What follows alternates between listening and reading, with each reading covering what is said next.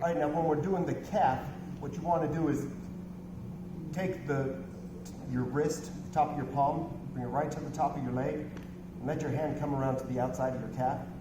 Right where the top of your middle finger attaches, that's going to be the center of the muscle.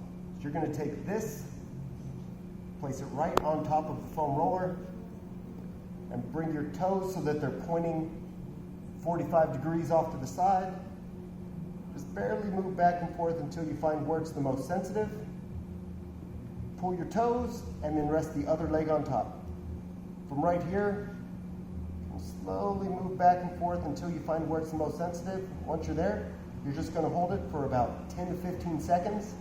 After that, you're going to point and pull your toes. Just going to do that twice. Then you're going to relax. Do the exact same thing on the other foot. Let it sit for about 10 to 15 seconds. And then point the other toe. And you are done with the calves.